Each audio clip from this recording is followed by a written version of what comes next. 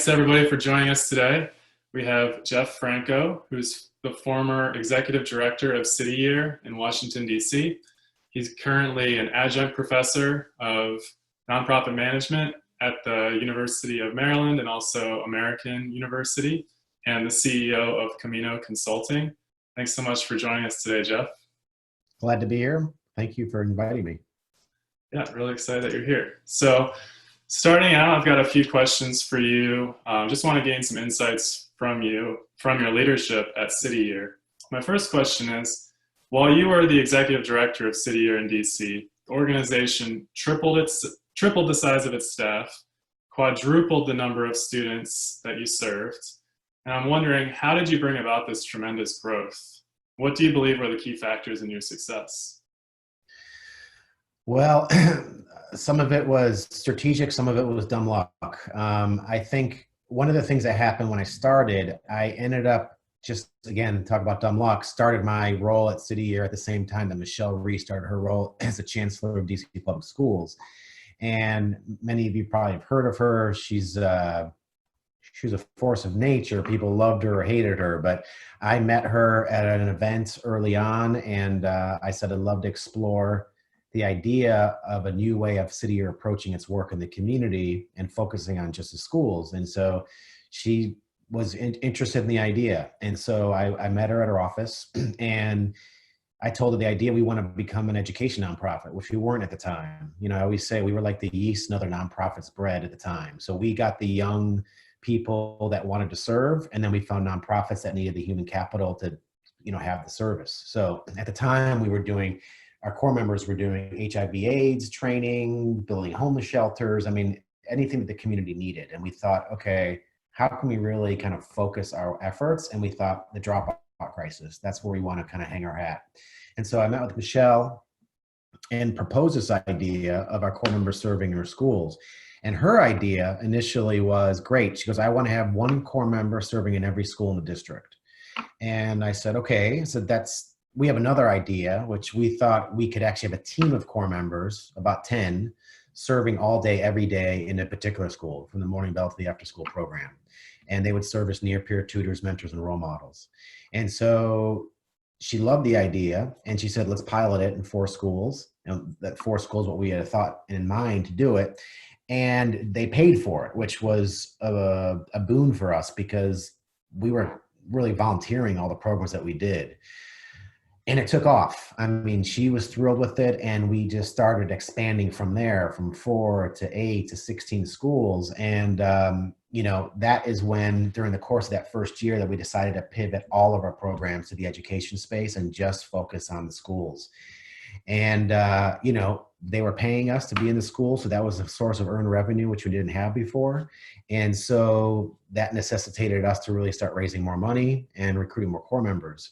And so that's really how it all happened. She became a huge advocate for us. I had asked her to reach out to certain superintendents across the country to really advocate what was happening in her school system, and she did so. And so it really helped us nationally to really expand our footprint. And so I think that, and then getting people excited in the donor community about this opportunity. So we were able to evolve our board. We got a new board chair who made a major $1 million gift to the organization, as I was really focused on how we were going to grow this and pay for it.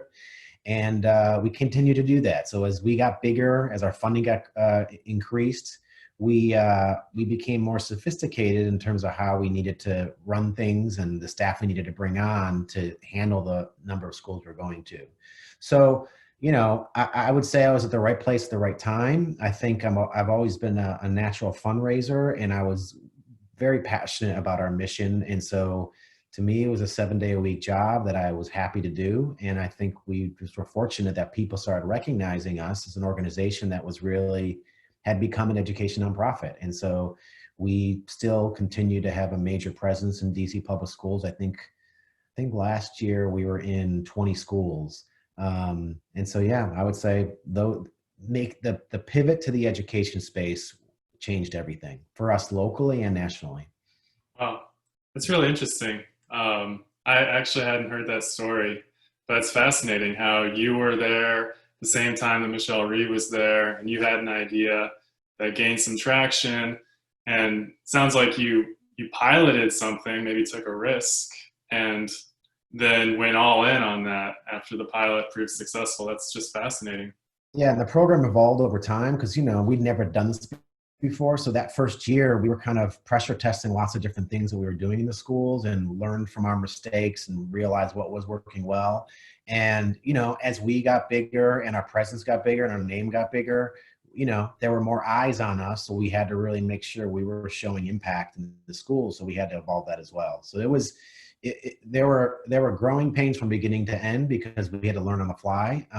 But we were able to make the kind of impact that they kept increasing the amount of schools we would go to. Cool. So you mentioned a little bit about funding, what fueled your growth, the earned revenue that you were able to get. One of the topics for the class in which this recorded interview will appear is nonprofit funding models. I'm wondering if you can explain a little bit about how City Year was, or is funded, and how you led the expansion of its fundraising capacity from, I think, what was around 2 million when you started to almost 9 million when you left. Yeah, so I think one of the things that we had in place, and I think is really important for a nonprofit to have financial sustainability and the opportunity to scale, is diversified funding base. So we had 25% of our funding coming from AmeriCorps, which is federal funding. We had 25% coming from the school system now, from the funding they were doing for the schools that we were in. And then the other 50% was all private sector fundraising. So individuals, foundations, and corporations. So, AmeriCorps and DCPS was a huge help to us. And now we needed to figure out how we're going to expand our base of supporters in the private sector community. One of the things was we needed a fundraising board. We had a board that was incredibly passionate about our mission, but there wasn't any clear parameters on what the give-get was supposed to be. And so as we got bigger, I continued to try to, in pieces, create higher expectations of what the board needed to do. So, our original board, there wasn't a give-get. A give-get is how much a board member is supposed to give and how much they're able to get from other donors. And so our ask from them at that point in time was, we just asked the city to be one of your top 3 philanthropic organizations. Very vague, right? Eventually we decided to say, okay, it has to be 100% board giving. Eventually we got to $1,000 as the floor of what we had to give. And then eventually we started asking that you come in at about $10,000, and that the give-get grew to about $25,000. So that was over time, and that would require us to bring on new board members. Some old board members stepped out, but they were a key piece of our fundraising. Having that $1 million donor was also somebody who became our board chair, who had a network of people, was willing to engage that network. So he held a big events in which all the big philanthropists from the city attended, including Michelle Rhee. And so that also helped increase our base that we needed to raise to make that happen. And, the sell, if you will, was a strong one because, I was going to donors saying, DC Public Schools asking us to go to 5 new schools next year. And this is exactly how much it costs us to do that. This is what we know we have from AmeriCorps and DCPS. Here's our private sector nut. And so we're looking for people to support this growth. And so people got engaged by that. I'd say the other piece that was effective was we had a strategic plan. We did a few of them over my time at City Year, but that also kind of created a roadmap for us, but also created a document that I could shop around to different organizations, different foundations, individuals, saying, here's our draft plan. We want to get your input and we want you to be part of it. So that was all helpful for us to be able to grow like that. Yeah, wow, cool. Engaging people in your growth and in your planning. That's interesting. So, City Year was already a fairly established organization when you joined, and you were able to really, to pivot and also to really achieve scale in the district. But, for some of our students and also people that are with us right now, they're more early stage social entrepreneurs, and they might be trying to establish a sustainable funding model so that they can focus more on their mission and on their programming I mean, getting started, it's like you got to find the resources, but how do you break that cycle of needing to find resources to be able to do the work, but you need to do the work too? What would you tell someone who's trying to figure out how to establish a sustainable funding model for their nonprofit?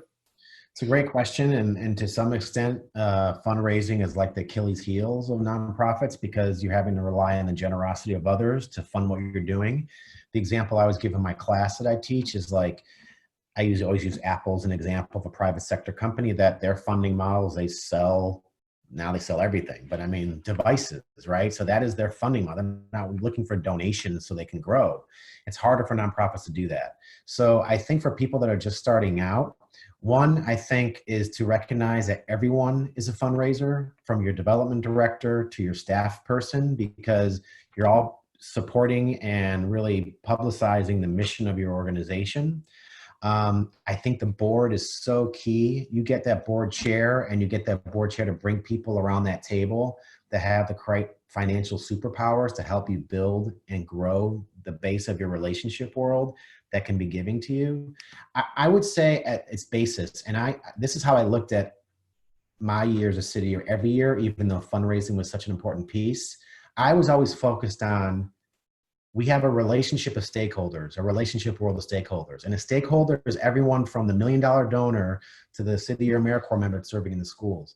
They all feel like they own a little piece of City Year. And as executive director, it's my role to make sure that I'm hearing all of these stakeholders and at least make them feel like they're being heard, right? Because for many people, I am the face of the organization, even though I'm not really doing the work on the ground that our core members are doing.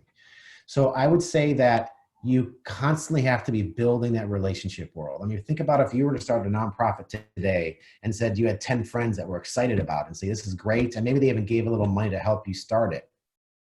I'd be focused on, I have 10 stakeholders now.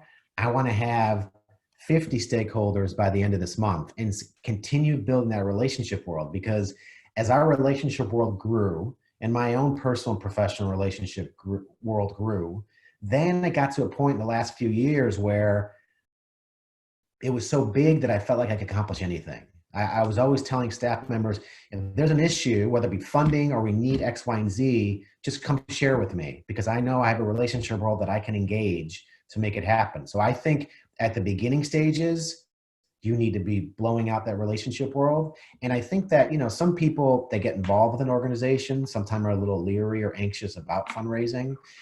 I always tell my board members, the one thing I ask of you is that you should have the trust and faith in me as executive director to share with me your relationship world. I'm not asking you necessarily to make an ask of anybody or ask for a gift. That's my job. I'm happy to do it. I just need access to your relationship world, and trust that I am going to steward that relationship in a very thoughtful and professional manner. And funding at the end of the day may not be what they ask for or what I ask for. It may be mentor one of my core members. It may be come to our event on MLK Day and serve with us. Mm-hmm. I just was hyper focused on expanding the relationship world of supporters. And, again, for me, that job at City Year was a vocation. So I was surprised and I was thrilled they paid me to do it. But I hated, like I really boiled my blood if I would meet anybody at a party or an event or in the street and I said, oh yeah, I work for City Year. And either they had no idea what City Year was, or some people would say, oh, aren't those folks in the red jackets that they give people directions how to get to their nearest metro stop? And I'm just like, I hated when that would happen.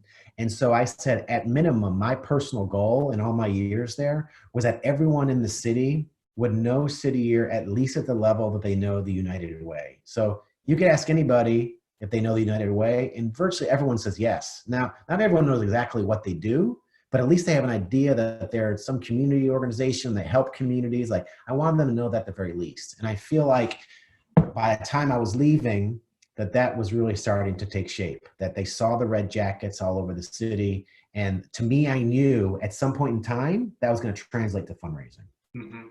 Cool. It's another really fascinating insight. I want to pick your brain a little bit more about your experience as a nonprofit leader. maybe including your time with City Year and maybe, more broadly, what are some of the most important lessons that you've learned during your career that have shaped you into the leader and change agent that you are today? Well, I'll say this. I think it's very important to know yourself. I know that sounds very intuitive, but sometimes the person you get to need to know the most is yourself before you can know others better. And so to know what your personal motivators are was really key. And I don't think I ever reflected on that until I got to City Year. There's a phrase I love using that everyone should be pursuing a vocation, not a job. And you'll have jobs along the way. I had jobs along the way, but ultimately you want to have a vocation. And for me, a vocation is the intersection between one's greatest desire and the world's greatest need.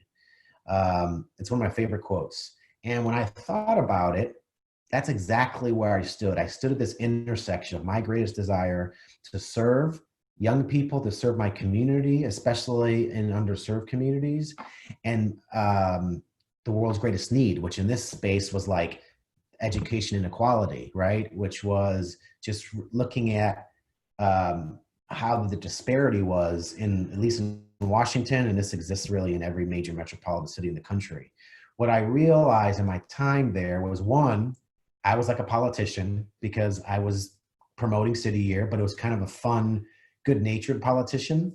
But I also realized a real privilege that I had was that I was able to stand and straddle both sides of the community. I had one foot in the community in DC, which would be primarily Ward 7 and Ward 8, which are the poorest communities in our city. And my other side, I was standing in the power structures that exist here in DC. This is where all the money is, where all the power is, where all the jobs are. And I was able to stand in that community and be completely comfortable and work with them to fundraise. And I was completely comfortable and passionate about working in the schools and working with the principals and teachers and parents, which is where my passion really was. And my thought system as I was there was that it's my job, because I have this blessing to stand in both communities, is to find ways that I can find resources, whether that be money, expertise, jobs, and bring them over to the communities that we're serving in. And so I was constantly in the process of doing that. And many times inspiring people to want to get involved in the schools. So that's, to me, we call it campfiring at City Year, which is, leave it better than you found it. That's what I felt like when I left City Year, was that I was able to do that. So I think the fundamental thing is, when you have a vocation, it's a game changer. I've always said that when I find my vocation, I'm the safest bet you're ever going to have. I will be a very high performer. If I don't feel it's a vocation, then I'll be decent, right? I'll rely on my skills, do what I got to do. But I didn't thrive until I found my vocation. I found that at City Year. Wow. That's another really, really cool story. So vocation is where, sorry, I want to hang on to this quote. What was it again? Vocation is the intersection between one's greatest desire and the world's greatest need. One's greatest desire and the world's greatest need. Cool. I just watched the documentary about Bruce Lee that's on it's on ESPN On Demand, and his story is so similar to that. It embodies that. It's incredible. I haven't seen it yet. Check it out. It's called Be Water. Yeah, I saw ads for it. It's really good. But that's like the main thesis of his life, which is incredible. Okay, so maybe this next question will draw on your experience as the CEO of a consulting firm that works with nonprofit leaders. But what are some of the common challenges that nonprofit leaders face and seek help solving from you or from others? With Camino Consulting Group, which is a consulting practice that I run, I work with a lot of nonprofit leaders. And I think that when I work with them and try to help them through executive coaching or board management or a fundraising strategy, or just introducing them to people, stakeholders in the community that would support them, you realize there's always some level of organized chaos that's going on at every nonprofit. It's just hard work, and you usually have limited people to do a lot of jobs. What I have found that the most effective leaders, and what I always try to impress, I usually can tell right away if it's a good leader or not, is that going back to the whole vocation piece, how passionate they are about the mission. They may be clunky and maybe have awkward social skills, and that is a challenge certainly in that role. But if they come across authentically, that they really believe in what they're doing, that they feel they're part of something bigger than self, that is inspiring, and that is enrolling, and that is what helps you be a better fundraiser. And so I think that is one of the things that leaders need to be able to understand if they're leading nonprofits, that comes across. And I've met a lot of young people that have started their own nonprofits, and they're oftentimes ones that are so passionate because they're so invested. This is their idea, and they are burning the midnight oil trying to make it successful. So I would say that's one of the most important pieces. I think the second one is, again, this goes back to knowing who it is that you are, because I felt like, I mean, just like everyone, I have my own set of blind spots, but I know myself to the point where I know what my strengths are, and I know what are things I need to work on. And so I always made sure I surrounded myself with those people that had the strengths that I didn't. And so certainly I had a lot of success at City Year, but I think part of that success was surrounding myself with people that were also just as passionate as I was, and had skill sets or areas that I thought they were stronger in than I was. So really being honest with yourself, because you don't want to surround yourself with a bunch of yes people, and just then you just perpetuate your blind spots. And so I didn't want that. And so I'd say for leaders that are starting out, you need to make sure that you're at that intersection, because life's too short not to be at an intersection. Also understanding that there will be jobs along the way that will not be vocations. In retrospect, hindsight being 2020, I look back at those jobs that I had and realized they were critically important for me to get the vocation that I found. And so now, as I look at what I do, I'm constantly asking myself that question, am I passionate about this client? Am I passionate about what they're doing? Do I believe in their mission? Because if I don't, and I'm still getting paid to do it, I just don't think I'd be the most effective person. So it sounds pretty simple, but that genuine, authentic passion for what it is you're working on makes a world of difference. And whatever shortcomings you have as a professional, you can work through those things, because the foundation is the passion for it. Mm-hmm. Cool. Well, you've been giving a lot of valuable advice for our students and our attendees today, but I want to close on just one more question. I'm hoping we'll bring out some more advice for our students and guests. I read from your bio that you're really active and adventurous, and that you've completed the Camino de Santiago pilgrimage in northern Spain. I'm curious, how has travel shaped your perspective on leadership and the impact that you're working to make on the world? So one, I think travel is maybe one of the best forms of education there is, especially being able to live somewhere that you're not familiar with. And that could oftentimes be a different country, which, I lived in Spain for about a year, I didn't know the first thing about Spain or really Europe for that matter. And I learned so much about myself during that period of time. The Camino was an interesting thing, because that was when I took a sabbatical for 2 months from City Year. I asked for a sabbatical, and I was really reflecting on, is my time up at City Year? Like, I kept asking myself that question. The day it becomes about me and not about the organization, I knew it was going to be time to go. And so I went on this walk. I wanted to do something to take me out of my comfort zone. And that could also be building a new community of friends and people. And I walked this walk in Spain for 500 miles, and it took me 34 days to get to the end. And what ended up happening is, from that walk, I realized my time at City Year wasn't done. I realized there was still more that I wanted to accomplish, and I ended up staying for another about 6 years. So, and I've done things like that since. I did a walk in Nepal, just my last year at City Year, and it was similar in nature, but I found so much insight, relationship with myself, relationship with God, everything that really gave me some clarity on what my vocation was supposed to be. So I constantly am trying to do that. I think travel just naturally gets you out of your comfort zone, and it gives you some perspective, right? I think that doing those type of walks, I realized that City Year was so big in my world, but also was so small, right? That when you look at the whole world, and it's not necessarily you're going to be able to impact the whole world in what you do. You certainly can, but you know, you have to be the change you want to see in the world, as a famous person once said. And so that is where it gave me purpose and meaning to my life. And so now as I look at what I do, I'm very, very sensitive to making sure that what I'm doing reflects that I find purpose and meaning in what I'm doing, and that whatever blessings I have, I'm, you know, touching and helping others and what they're trying to do, whether it be their own personal development or professional development or organizational development. Wow, that's really cool. I was curious. I wanted to ask you that because I, I think I had a similar experience. I took a sabbatical and traveled through Peru by myself. And it really opened my eyes to, it really opened my eyes because I saw my life from sort of an outside perspective, looking in, like looking at the United States from outside, looking at DC and my job and the impact I was trying to make from the outside.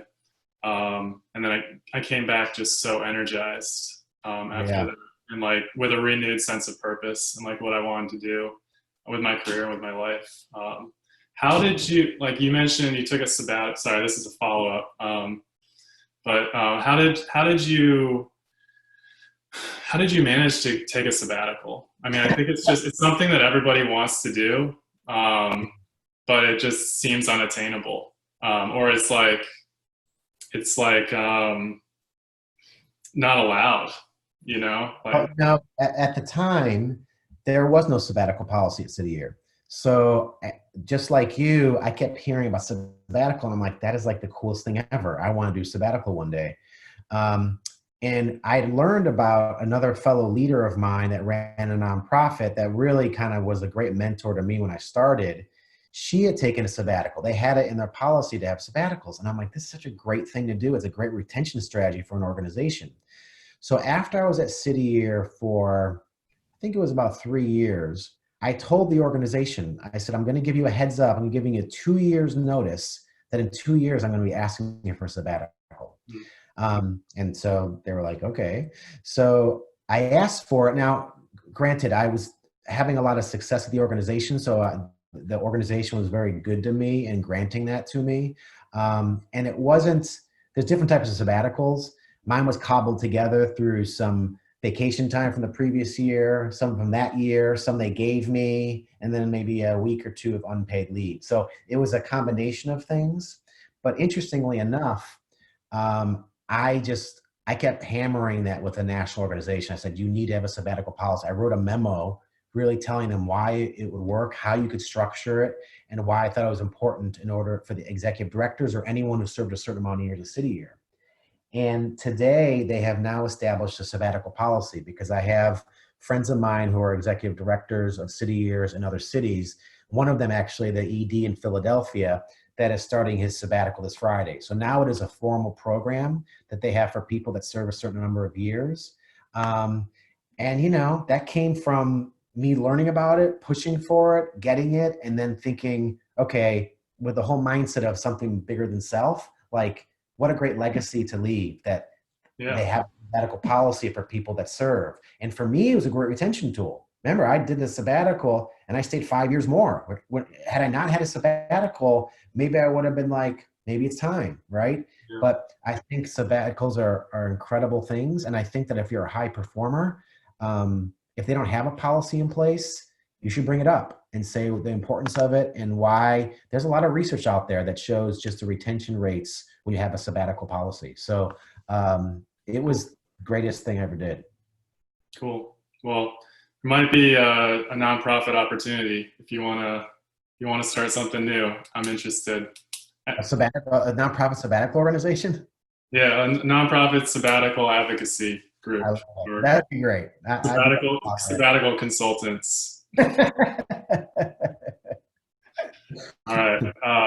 Well, thanks for generously engaging with all my questions, and thank you to all of our guests for waiting patiently for your turn to engage with our guests.